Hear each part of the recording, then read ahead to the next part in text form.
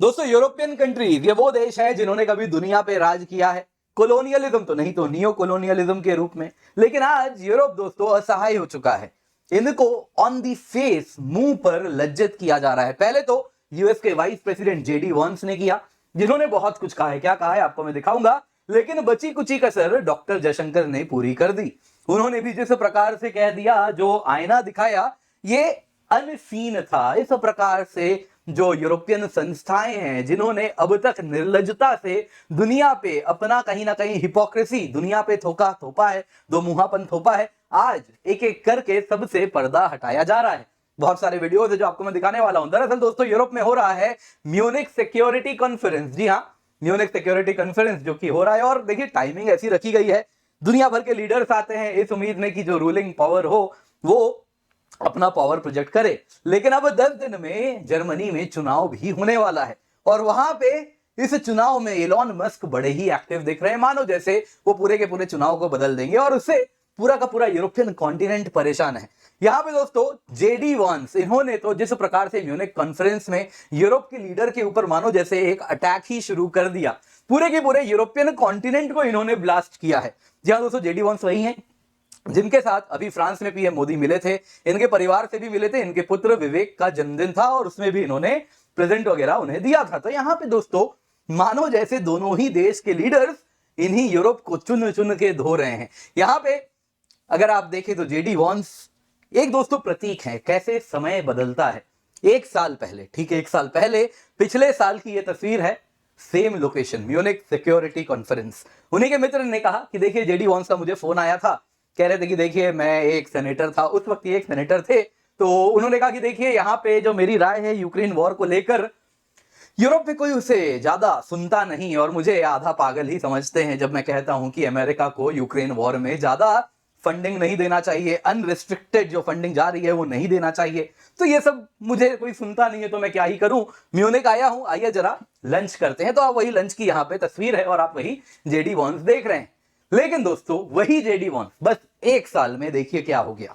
आज वो JD once यहां पे खड़े होकर जब स्पीच दे रहे हैं तो पूरा यूरोप कॉन्टिनेंट थर थर कांप रहा है। एक साल पहले इनको कोई सुनने वाला नहीं था। लिमोंड, जेडी वॉन्स ने ideological war on Europe declare कर दिया है। जी हां दोस्तों, ये होता है समय, कैसे समय बदलता है। क्या कहा है जेडी वॉन्स ने, जरा आप स्वयं पहले सुनिए, फिर डॉक्टर जयशंकर जी की भी बात सुनेंगे। And sounded delighted that the Romanian government had just annulled an entire election. He warned that if things don't go to plan, the very same thing could happen in Germany too.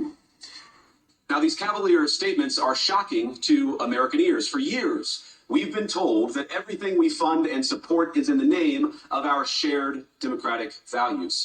Everything from our Ukraine policy to digital censorship is billed as a defense of democracy.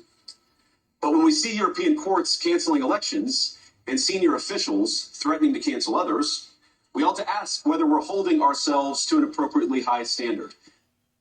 दोस्तों, यहाँ पे इन्होंने European continent को कहा कि आप लोग तो अगर आपकी मन मुताबिक सरकार चुन के ना आए तो आप चुनाव कैंसिल कर देते हैं, आप तो इलेक्शन कैंसिल कर देते हैं। ये थोड़े ही डेमोक्रेसी होता है। डेमोक्रेसी का मतलब ये थोड़े ही कि आपको जिनको गद्दी में देखना है वही आएंगे और कोई आए तो चुनाव कैंसिल। तो ये डेमोक्रेसी नहीं है, और आप लोग जो प्रैक्टिस कर रहे हैं वो पूर्ण रूप से डेमोक्रेसी कहीं ना कहीं उससे खतरे में आपने डाल रखा है। और भी बहुत सारी बातें इन्होंने की है, काफी सारे वीडियोस आपको मैं इनके भी और डॉक्टर जयशंकर के भी दिखाने वाला हूं, म्यूनिक सिक्योरिटी कॉन्फ्रेंस के ही। लेकिन इससे पहले आगे बढ़े दोस्तों, यहाँ पे डॉक्टर जयशंकर ने ये जो उंगली दिखाई है, इसकी क्या कहानी है, आइए आपको सुनाता हूं। लेकिन बहुत जरूरी है आज, क्योंकि हमारा ऑफर खत्म हो रहा है, तो जल्दी से जाएं, पिंड कमेंट में जो पहला लिंक है जल्दी से जाएं, जाके एनरोल करें, use the code KC10, flat 50% of है, प्लस 6 मंथ्स फ्री एक्सटेंशन है। आप देख सकते हैं आपको बहुत ही अफोर्डेबल प्राइसेस पे यूपीएससी सीएससी की सब्सक्रिप्शन मिल रही है। लेकिन आज ऑफर खत्म हो जाएगा, तो इस कीमत पे यदि आपको सब्सक्रिप्शन चाहिए, complete GS, complete CSAT, prelims test series, mains test series with evaluation, dedicated doubt solving, तो जल्दी से जाएं, जाके सब्सक्राइब करें। अगर आप आइकनिक सब्सक्रिप्शन लेते हैं तो मृणाल सर के प्रिंटेड इकोनॉमी नोट्स भी आपको मिलेंगे एब्सोल्युटली फ्री ऑफ कॉस्ट। जल्दी से जाएं, जाके जुड़ जाएं। सबसे पहले दोस्तों बात करते हैं यहाँ पे हुआ क्या है। देखिए, म्यूनिक सिक्योरिटी कॉन्फ्रेंस में डॉक्टर जयशंकर और जेडी वॉन्स दोनों ने ही ईयू और यूरोपियन डेमोक्रेटिक मॉडल की खिंचाई की है। रादर जेडी वांस ने तो जो किया है वो तो एक प्रकार का क्रूसेड कहा जा रहा है कि यूरोप के खिलाफ छेड़ दिया गया है। उनका जो एक प्रकार से जो सिस्टम बन गया था जिसमें लेफ्टिस्ट सिस्टम्स ने कंट्रोल करके रखा था पूरे यूरोप को, जो कि ग्लोबलिस्ट भी बन गए थे, उन सबको एक एक करके आईना दिखाया जाया जा रहा है और इसमें इलॉन मस्क का भी बड़ा रोल बताया जा रहा है। और यहीं पे अगर आप देखें तो एस जयशंकर ने तो कह दिया कि आपका जो स्टैंड है डेमोक्रेसी पे वो इनकंसिस्टेंट है, आप लोग डबल स्टैंडर्ड्स फॉलो करते हैं। वही जेडी वांस ने तो पूरे के पूरे कॉन्टिनेंट को जो कहा है वो रोस्ट किया है, कहा है कि आप तो टायरेंट्स हैं, आप कहीं से भी डेमोक्रेसी नहीं है, यू आर टायरेंट, जहां पे फ्रीडम ऑफ स्पीच वगैरह सब आपने खत्म कर दिया है अपने विम्स अपने फैंसीज पे। क्या कहा है आइए जरा एक एक करके सुनते हैं क्या बोला गया है। And unfortunately, when I look at Europe today, it's sometimes not so clear what happened to some of the Cold War's winners. I look to Brussels, where EU commissars warn citizens that they intend to shut down social media during times of civil unrest the moment they spot what they've judged to be, quote, hateful content. Or to this very country, where police have carried out raids against citizens suspected of posting anti-feminist comments online as part of, quote, combating misogyny on the internet, a day of action.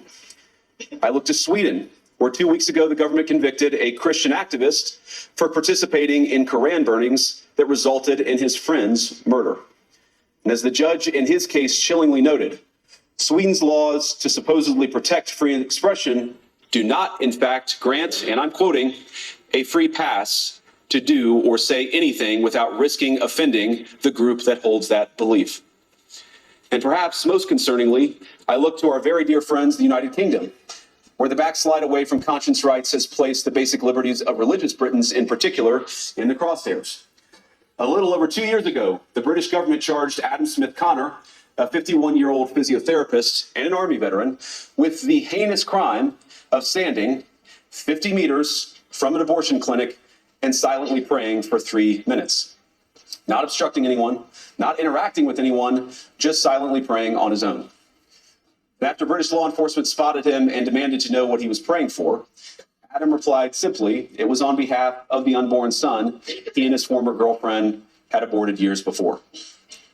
Now, the officers were not moved. Adam was found guilty of breaking the government's new buffer zones law, which criminalizes silent prayer and other actions that could influence a person's decision within 200 meters of an abortion facility. He was sentenced to pay thousands of pounds in legal costs to the prosecution. Now, I wish I could say that this was a fluke, a one-off crazy example of a badly written law being enacted against a single person. But no, this last October, just a few months ago, the Scottish government began distributing letters to citizens whose houses lay within so-called safe access zones, warning them that even private prayer within their own homes may amount to breaking the law. Naturally, the government urged readers to report any fellow citizen suspected guilty of thought crime. In Britain and across Europe, free speech, I fear, is in retreat. दोस्तों पूरे Europe में free speech पर कैसे खतरा है इसको इन्होंने उजागर किया और काफी एग्जांपल्स दिए हैं, बहुत इंपॉर्टेंट एग्जांपल्स है, आइए जरा एक करके देखते हैं। सबसे पहले उन्होंने कहा कि देखिए आपके जो ईयू के ऑफिशियल्स हैं ये किसी भी सोशल मीडिया के रिपोर्ट को हेटफुल कंटेंट का नाम देते हैं और उसके बाद कहते हैं this is not available in Europe. जी हाँ दोस्तों, ये होता है, नॉट अ बिग डील, शायद ये वीडियो भी वहां पर आपको देखने ना मिले। तो इस प्रकार से वो सीधा का सीधा रिपोर्ट कर देते हैं, यूरोप से वीडियो ही हट जाते हैं। तो ये क्या है, ये कोई फ्रीडम ऑफ स्पीच थोड़े ही है। इसके सिवा जर्मनी में किसी ने एंटी फेमिनिस्ट कंटेंट डाला तो उसमें पुलिस आती है, पुलिस आके रेड कर रही है। यूके में अगर आप किसी एबॉर्शन क्लिनिक के आसपास साइलेंटली 50 मीटर के रेंज में भी अगर प्रेयर करते हैं तो आपको पुलिस पकड़ लेती है। यहां तक कि पूरे के पूरे स्कॉटलैंड में प्राइवेट प्रेयर भी आज इस प्रकार से ये सारे के सारे क्लिनिक जहां जहां हैं उसके आसपास प्राइवेट प्रेयर भी होम्स के अंदर कर रहे हैं अगर आप, तो वो भी थॉट क्राइम के एक्शन में आ रहा है। ये फ्रीडम ऑफ स्पीच यूरोप अगर प्रैक्टिस कर रहा है तो ये फ्रीडम ऑफ स्पीच नहीं होता। यही इन्होंने यहां पे दर्शाया है, बताया है, जो कि बहुत ही लॉजिकल भी यहां पे लग रहा है। दरअसल दोस्तों यहाँ पे एक तरफ तो जेडी वांस ने जो कहा वो कहा ही, लेकिन यहाँ पे बहुत जरूरी है, जरा मैं आपको जयशंकर जी वाली भी कहानी सुना दूं। डॉक्टर जयशंकर की अगर आप बात करें तो उनसे पूछा गया क्या आपके यहाँ चुनाव से क्या हो रहा है, क्या वो होता है, उससे फायदा है कुछ, क्या वो रिजल्ट डिलीवर करता है? तो उन्होंने कहा देखिए ये जो आप मार्क देख रहे हैं ना मेरी उंगली में, नहीं मैं इंडेक्स फिंगर दिखा रहा हूं, उन्होंने कहा इसमें जो आप मार्क देख रहे हैं ये बताता है कि मैंने चुनाव में पार्टिसिपेट किया। और फिर इंडिया के चुनाव का इन्होंने नंबर्स दिया, स्टैटिस्टिक्स दिए और इसके बाद कहा कि वो चुनाव डिसाइड करता है। आप कह रहे थे क्या डेमोक्रेसी डिसाइड करता है, क्या लोगों के घर में खाना आएगा डेमोक्रेसी से? वो कह रहे हैं जी हां, आता है डेमोक्रेसी से ही खाना। आज भारत में जब सरकारें डेमोक्रेसी के द्वारा चुनी जाती हैं तो खाना भी निर्धारित होता है कि क्या आपकी न्यूट्रिशनल नीड्स सरकार फुलफिल करने वाली वो आप चुन के ला रहे हैं या कोई और ला रहे हैं। पर दोस्तों यहां पे जो बहुत इंटरेस्टिंग रहा वो कुछ ये रहा है जो मैं आपको सुनाने जा रहा हूं। I have to say this in all honesty, where West treated democracy as a Western characteristic and was busy encouraging non-democratic forces in the global South. It still does. I mean, in many cases, I can point to some very recent ones where actually everything that you say you value at home, you don't practice abroad. So I do think the rest of the global South will view, the successes and the shortcomings and the responses of other countries. They will also ask themselves which ones of them they relate to. I would argue that in many ways, India, because it's historically been an open society, one very much linked with the world, many countries of the global South are more likely to say the Indian experience is more transposable to their societies than perhaps those of others. So I do think in our progress as a democracy, the fact that, for all the challenges that we've had, even at a low income, we have stayed true to the democratic model, which is almost, if you look at our part of the world, we're pretty much the only country that has done that. So I think it's something the West should look at, because if you do want democracy eventually to prevail, it's important the West also embraces successful models outside. Can I make the time? And I have. दोस्तों doctor Jaishankar जी यहाँ पे जो कह रहे हैं बड़ी interesting बात इन्होंने कही। उन्होंने कहा कि देखिए वेस्ट सबसे पहले तो अगर ये सोचता है कि उसका डेमोक्रेसी पे कॉपीराइट है तो ऐसा नहीं है। जरा सा आप हमारे डेमोक्रेटिक मॉडल्स को देखिए, दुनिया इसको मोर एमिनेबल है कि वो इसे एक्सेप्ट करेगी। तो वेस्ट को भी कहीं ना कहीं डेमोक्रेसी से सीखना चाहिए। हमारे यहाँ जो हो रहा है वो भी हो सके तो आप एक्सेप्ट करें। इसके सिवा इन्होंने डॉक्टर जयशंकर ने डॉक्टर जयशंकर ने कहा कि आप बाकी जो वैल्यू करते हैं घर पे डेमोक्रेसी को लेके कि नॉन इंटरफेरेंस होना चाहिए, पॉलिटिकल पार्टीज में बाहरी इंटरफेरेंस ना हो, वो आप दुनिया में प्रैक्टिस नहीं करते। इसके सिवा उन्होंने कहा कि आप नॉन डेमोक्रेसीज को विदेश में जाके इनकरेज करते हैं। इन शॉर्ट बातों बातों में ही कह दिया किस प्रकार से बांग्लादेश में नॉन डेमोक्रेटिक संस्थाओं को आपने कैसे उजागर किया, एक डेमोक्रेटिक सरकार, चुनी हुई सरकार को कैसे निकाला गया सड़क में हुए इस प्रकार के हल्ला गुल्ला शोरगुल, जिसको और क्या कहें उससे। इंडिया की बात की उन्होंने कहा कि देखिए हम तो लो इनकम कंट्री हैं, फिर भी हम डेमोक्रेसी के मॉडल से कभी इधर से उधर नहीं हुए। यह बताता है कि किस प्रकार से ये सक्सेसफुल डेमोक्रेसी का मॉडल है जो कि वेस्ट को भी एम्ब्रेस करना चाहिए, क्योंकि आप चाहते हैं हर जगह हम जो कर रहे हैं वो डेमोक्रेसी के लिए कर रहे हैं, तो ये मॉडल है जो दुनिया को पसंद आएगा। यहां पे दोस्तों बड़ा इंटरेस्टिंग दूसरा है। Can I make two quick comments here? One, look, I would challenge the equation of liberalism in a kind of an international way with democracy. I do think different societies have their own cultures, their own values, their own ways of doing things. And the idea that there is some kind of one truth and one judgment and one norm, and that should be preached, propagated, evaluated, and judged. I think that is one of the big issues we are having today in politics. And it is done by think tanks, it's done by people who do ratings, it is done by newspapers. So I think there is a reaction in many parts of the world to self-appointed custodians, people who've never fought an election, who are nothing to do with democracy, actually telling the rest of the world what is right and what is wrong in democracy. And I think it is, to me, inevitable that it will be challenged. My second issue, is, look, every country has its mainstream politics. It has its outliers. Okay. If I were to look, for example, at how much Europeans, Westerners reach out to outliers in those societies. If I were to look at what do Western ambassadors do in India, if my ambassadors did a fraction of that, you would all be up in arms. So I think there are double standards here. दोस्तों Europe के double standards को यहाँ पे उजागर किया। इन्होंने सबसे पहले कहा कि देखिए कुछ लोग ऐसे बन गए हैं ना जो कि सेल्फ अपॉइंटेड कस्टोडियंस है डेमोक्रेसी के, इन्होंने कभी चुनाव वगैरह ये लड़े भी नहीं है, लेकिन आज दुनिया भर में ये इंडाइसेस और ये सारे मॉडल्स बना के रखे हैं जिसके द्वारा ये दुनिया को कंट्रोल कर रहे हैं। बेसिकली सोरोस गैंग पे, ओपन सोसाइटी फाउंडेशन और इन सारे लोगों पे इन्होंने तंज कसा और कहा ये अखबार के द्वारा, इंडेक्सेस के द्वारा, इंडाइसेस के द्वारा दुनिया को कवर करते हैं। Main stream politics and outliers जितने भी हैं इन सबको ये कहीं ना कहीं इस प्रकार से कंट्रोल कर रहे हैं। लेकिन ज्यादा दिन तक ये दुकान चलने नहीं वाली। एक समय आएगा जब लोग इसके खिलाफ सवाल उठाएंगे और हर जगह उनको चुन चुन के निकाला जाएगा। तो वही हो रहा है। दूसरा इन्होंने कहा कि देखिए, अगर हम बात करें आपकी यूरोपियंस की, वेस्टर्नर्स की, हर देश में दो प्रकार के पार्टीज होते हैं। एक होते हैं मेन स्ट्रीम पार्टीज, दूसरे होते हैं थोड़े फ्रिंज में जो पार्टीज होते हैं, जो बाहर होते हैं, जो थोड़े रेडिकल होते हैं, जो हो सकता है देश को तोड़ने की बात करें या एक्सट्रीम एलिमेंट्स होते हैं। तो हम अगर आपकी बात करें, आप कितना भारत में आके आपके एम्बेसडर्स कितना हमारे एक्सट्रीम एलिमेंट्स वाले पार्टी से बात करते हैं, उनके साथ इंटरैक्ट करते हैं। अगर हमारा एम्बेसडर उसका फ्रैक्शन भी, तिनका बराबर भी कर दे तो आप तो हमसे लड़ने आ जाएंगे। तो ये बताता है कि किस प्रकार से आपके डबल स्टैंडर्ड्स हैं।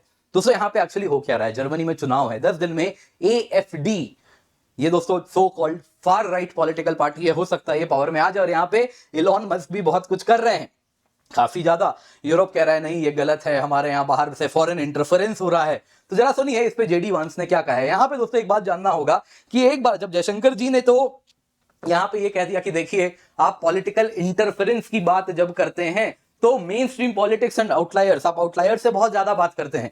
तो सवाल उठता है, डॉक्टर जयशंकर जी फिलहाल अपने पत्ते नहीं खोलने चाहते, तो ये भी AfD के रिप्रेजेंटेटिव से इंटरैक्ट कर सकते थे, लेकिन इन्होंने नहीं किया है। लेकिन देखिए जरा, जेडी वांस ने तो अपने पत्ते खोल दिए हैं। And expressing opinions isn't election interference.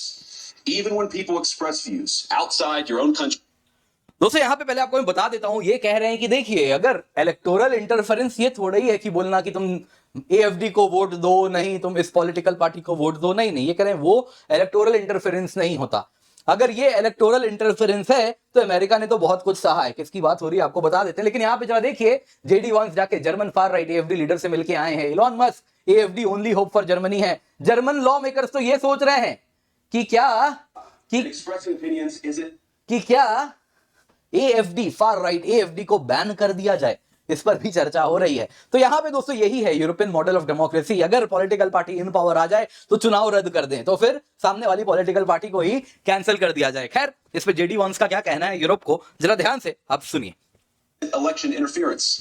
Even when people express views outside your own country, and even when those people are very influential. And trust me, I say this with all humor. If American democracy can survive 10 years of Greta Thunberg scolding, you guys can survive a few months of Elon Musk. बोला कि आपकी Greta Thunberg तो 10 सालों से हमारे यहाँ interfere ही कर रही थी इस हिसाब से, है ना, क्लाइमेट के लिए ये पॉलिसी बनाओ, वो बनाओ। तो अगर हम इतना टाइम सर्वाइव कर लिए, क्योंकि वो हमारे यहाँ अगर पार्टीजन स्टैंस ले सकती थी, तो हमारे यहाँ से अगर इलॉन मस्क आपके यहाँ ऐसे ही पार्टीजन स्टैंस ले रहा है, तो आप भी जरा बर्दाश्त उसे कर ले। इन शॉर्ट दोस्तों, यहाँ पे इलॉन मस्क जो कर रहे हैं, और ये बड़े ही बोल्डली उसको पुट भी कर रहे हैं कि ये तो होता रहेगा, तो गेट यूज्ड टू इट। यहाँ पे दोस्तों जानना होगा, जिस प्रकार से जेडी वांस वाइस प्रेसिडेंट का रोल फुलफिल कर रहे हैं, मानो जैसे बड़ा क्लियर है ये अगले उत्तराधिकारी हैं ट्रंप के। ट्रंप का तो सेकंड टर्म है, तो उसके बाद बहुत बड़ी संभावना है ये प्रेसिडेंट बन के आने वाले हैं, या फिर मतलब एटलीस्ट रिपब्लिकन कैंडिडेट होने वाले हैं प्रेसिडेंशियल रेस में। तो इनके ऊपर तो नजर हमें रखनी होगी। उम्मीद करता हूं दोस्तों आपको वीडियो पसंद आया हो, लाइक जरूर कीजिएगा, शेयर करना ना भूले। बाकी याद रखिए, आज हमारा ऑफर खत्म हो रहा है, जल्दी से जाएं, जाके फायदा उठाएं। आइकनिक सब्सक्रिप्शन लेंगे तो मृणाल सर के प्रिंटेड इकोनॉमी नोट्स फ्री मिल रहे हैं, बड़ा ही अफोर्डेबल प्राइस है, आप देख सकते हैं। And expressing opinions isn't election interference. बड़ा ही अफोर्डेबल प्राइस है, आप ये देख सकते हैं दोस्तों। यहाँ पे जैसा आप देख रहे हैं, ये 24,999 में आपको हम दे रहे हैं। इसके सिवा यहाँ पे अगर आप देखें तो मेंस 2026 तक की सब्सक्रिप्शन लेंगे तो 26,999 में on using the code KC10। जल्दी से जाएं, जाके इसका फायदा उठाएं। इसके सिवा आपके लिए हम लेकर के आए प्रीलिम्स क्रैश कोर्स 2025 के लिए 11,999 में, इसका आप फायदा अवश्य उठा सकते हैं। इतना ही नहीं दोस्तों, यहाँ पे आपके लिए हम बहुत सारे बैचेस चला रहे हैं जो कि कॉम्प्रिहेंसिव तरीके से हिंदी, इंग्लिश सभी में आपके UPSC CSE की तैयारी को पूरा कर रहा है। जल्दी से जाएं, जाके जुड़ें, यूज द कोड KC10।